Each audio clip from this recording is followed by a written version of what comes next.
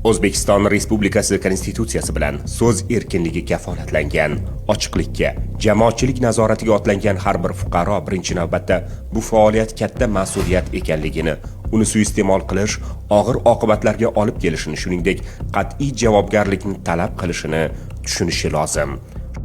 Shu bilan birga ochiqlikni niqob qilib olib, xalq ishonchini oson pul topish manbai, davlat idoralari hamda huquqni muhofaza qilish organlariga tahdid qilish quroli, jamoatchilik nazorati institutini omma kayfiyatiga ta'sir qilish instrumentiga aylantirib olganlar ham yo'q emas. Elita media mas'uliyati cheklangan jamiyatiga qarashli Taftish.uz vakillari yuqorida ta'kidlaganimizdek jamoatchilik nazorati kabi adolat pardasi niqobi ostida jinoiy guruh tuzib, tovlamachilik va firibgarlik sodir etib kelganlar. Bular jinoiy guruh yetakchisi Taftish.uzning norasmiy rahbari 1988-yilda tug'ilgan G'ayrat Abirayev, jinoiy guruh a'zolari muxbirlik lavozimlarida ishlagan 1992-yilda tug'ilgan Azizjon Yo'ldoshev, 2000-yilda tug'ilgan Sardor Hamidov, 2006-yilda tug'ilgan Marjona Ishquvvatova hamda 1998-yilda tug'ilgan Dilshod Nishonovlardir. Jinoiy faoliyatini daromad manbaiga aylantirib olgan Abirayev boshchiligidagi jinoiy guruh murojaatchilarni aldash bilan bir qatorda fuqarolarni obro'sizlantiruvchi yoki boshqa usulda sharmanda qiluvchi videolarni tarqatish bilan tahdid qilib yoki shunday videolarni internet orqali e'lon qilinganidan keyin o'chirib berish evaziga fuqarolardan pul talab qilish bilan shug'ullanib kelgan. Ya'ni kelib tushgan murojaatlarni yoritganligi uchun bir tarafdan mablag' olgan bo'lsa, tayyorlangan materiallarni o'chirib yuborish uchun ikkinchi tarafdan pul talab qilishgan. Joriy yilning noyabr oyida jinoiy guruh a'zolari Yo'ldoshev va Nishonovlar jinoiy guruh rahbari Abirayevning topshirig'iga ko'ra Chilonzor buyum savdo kompleksi rahbariyati bilan mazkur hududdan do'kon sotib olgan fuqaro o'rtasidagi kelishmovchilik haqida bozor ma'muriyatini obro'sizlantiruvchi video lavha tayyorlab, joriy yilning 5-dekabr kuni Taftish.uz YouTube kanaliga joylashtirilgan. Bizning bozor hududiga Taftish.uz muxbirlari keldi. O'rganish davomida biz hamma hujjatlarni asoslantirib berdik ularga. Ulardan so'ragan barcha savollarga javob berildi. 3,5 soatcha syomka bo'ldi bozor hududida. Keyin joyiga chiqib ham ularga ko'rsatib berdik. Qaysi magazin qayerdaligi, u magazinlarning hujjatlari hammasini keltirib berdik, ko'rsatib berdik. Keyin ketishdi. YouTube ijtimoiy tarmog'ida Taftish.uz kanali orqali o'sha jurnalistik tekshiruv videolari tarqatildi, qo'yildi, ommaga havola qilindi. O'tda umuman montaj qilib, ko'p joyini olib tashlab, aksionerlik jamiyatimizni obro'sizlantirishga, uni sha'niga putur yetkazadigan ko'p noto'g'ri ma'lumotlar ketgan. Vaholanki tadbirkor va bozor ma'muriyati o'rtasidagi ziddiyat allaqachon sud organlari tomonidan ko'rib chiqilib, qonuniy qaror qabul qilingan. Taftish.uz ommaviy axborot vositasi vakillari buni juda yaxshi bilishgan, lekin murojaatchining mablag'i evaziga material bir tomonlama yoritilgan. Shundan so'ng Abirayev jinoiy guruh a'zolaridan biri Sardor Hamidov orqali bozor ma'muriyati bilan bog'lanib, videoni o'chirib berish uchun 40 million so'm pul mablag'larini ta'magirlik yo'li bilan talab qiladi. Barchani kiritamiz, bu siz bilan bizlar o'tamiz deb ishonch tushirib qilingan. Hukumat nechi bo'larkan? Summasi 40 million so'm. Bir mumkin video. Yo'q, bo'lmadi. Narigi video bilan bog'liq masala o'shanda. Hangi videoni o'chirib tashlagan bo'ladi? Video qisqacha qilib uni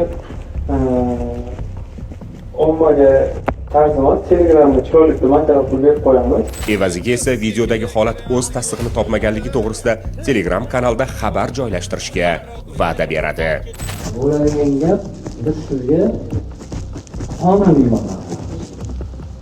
Qonuniy deganda shu odam mana shunaqa murojaat qilgan edi. Bu odam murojaati sudi bo'ldi. Holat tasdig'ini topmadi.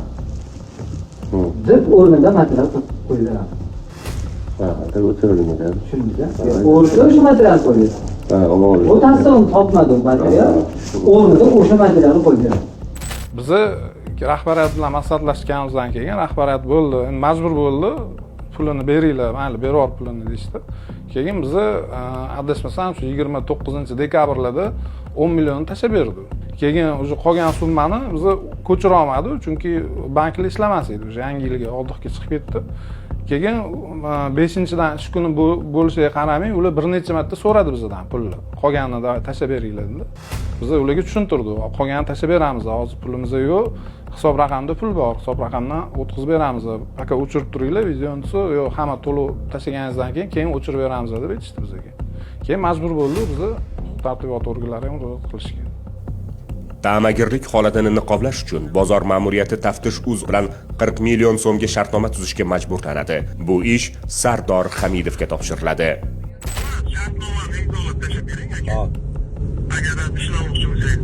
Shartnoma imzolaymiz, qolgan summasini o'tkazib o'chirib berasiz.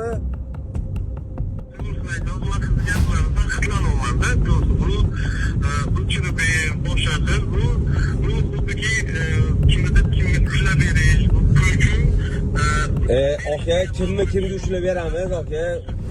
Nimaga ushlab beramiz, aka? Shu tariqa talab qilingan pullardan 10 million so'mi Sardor Hamidovning bank kartasiga tashlab beriladi.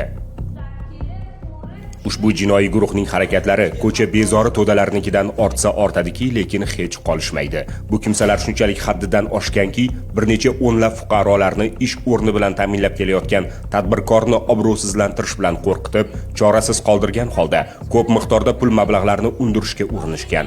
Sud organlari vakolatini ham o'zlari amalga oshirishgan. Aniqlanishicha, jinoiy guruh a'zolari Eshquvvat va Yo'ldoshev va Nishonovlar 2025-yilning noyabr oyi boshlarida Samarqand viloyatida faoliyat ko'rsatuvchi qurilish firmasi Black Star mas'uliyati cheklangan jamiyati faoliyati to'g'risida ikkinchi tomonning mablag'i evaziga uydirma tafsilotlardan iborat videolavha tayyorlab, Taftish.uz ommaviy axborot vositasi YouTube kanaliga joylaganlar.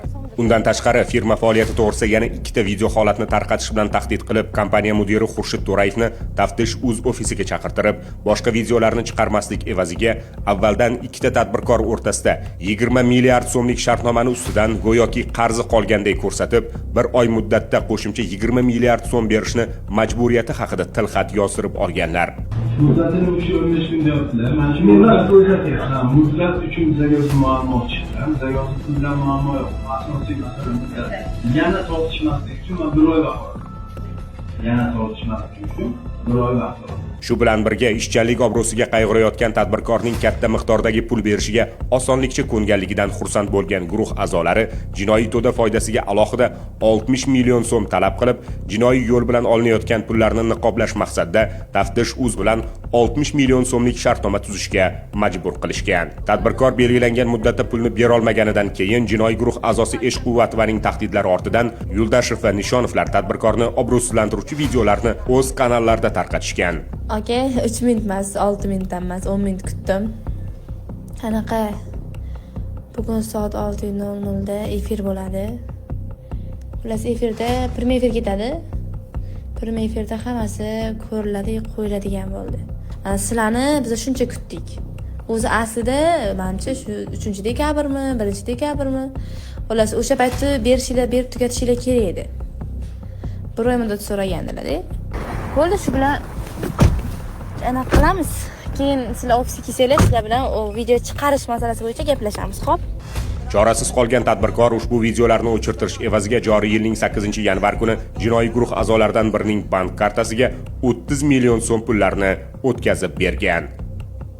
Jurnalistik tekshiruv bahonasida go'yoki haqiqatni talab qilib, xalqqa yordam berayotganligini tinmay vaj qilib ko'rsatib, qonuniylikni ta'minlash borasida bong urib kelayotgan jinoiy unsurlar uchun aslida inson huquqi va qadr-qimmati sariq chaqaga ham arzimagan. Jumladan, jinoiy guruh a'zosi Nishonov 2025-yilning 9-oktyabr kuni Namangan viloyati Chust tumanida yashovchilar Yusupov va Tumorovlar o'rtasida sodir bo'lgan janjaldan xabar topib, tergov organlari tomonidan jinoyat ishi yurituvdagi materialga aralashib, bir tomonning mablag'i evaziga ikkinchi tomon bo'lgan Tumorovlar oilasining sha'ni va qadr-qimmatini tahqirlovchi, haqiqatga to'g'ri kelmaydigan yolg'on ma'lumotlar to'plab jami 18 ta video roliklar tayyorlab, 10 kun davomida ketma-ket o'zining kanalida tarqatgan. Aynan ushbu harakati uchun, ya'ni fuqaroning sha'ni va qadr-qimmatini kamsitib, yolg'on ma'lumotlar tarqatish orqali sharmanda qilganligi uchun Pop tuman sudi tomonidan 2025-yilning 10-noyabr kuni ma'muriy javobgarlik to'g'risidagi kodeksning 46.1 moddasi bilan ma'muriy javobgarlikka tortilgan. Xudbinlik domining tubiga sho'ng'igan ushbu shaxs sud binosidan chiqib, to'g'ri Tumorovlar oilasi oldiga borib, sizlarning oilangiz haqida yana ikkita video materiallarim bor. Ularni ham tarqatishim kerak deb, ushbu videolarni tarqatmaslik hamda oldindan tarqatilgan bir oilani parokanda qiluvchi sharmandali uydirmalardan iborat 18 ta videoni internetdan o'chirishni va'da qilib, Tumorovdan 300 AQSh dollari pullarni tovlamachilik yo'li bilan olgan, lekin fuqaroni aldab, videolarni o'chirmagan. Buni o'chirib tashlashdi dedi, bitta yo'li bor dedi, faqat dedi Aziz aka dedi, taftish yuzidagi mani rahbarim ular dedi. Rahbarim dedi, ular bilan maslahat qilib olishim kerak dedi. Bundoq qildi. 3 degdi, men aytdimki $3000 bo'ladigan bo'lsa, kerak emas dedim. Kerak emas dedim. Yo'q dedi, $300 dedi. $300 dedi. Men keyin cho'mchagimdan chiqazdim, men agar shu bilan o'chirib tashlasang, mana $300 dedim. Bu keyin dedi $300 ni cho'mchakka sol dedi. Buni dedi ikkilasini ham o'chiraman dedi. Narigi 18 ta videoni ham o'chiraman dedi. Men bilingizda dedi, ijtimoiy tarmoqqa chiqazib, nominani oqlab qo'yaman dedi. 3 kun, 4 kun o'tdi, 5 kun o'tdi, video chiqmadi ham. Lekin narigi 18 ta videodan birontasi ham o'chmadi.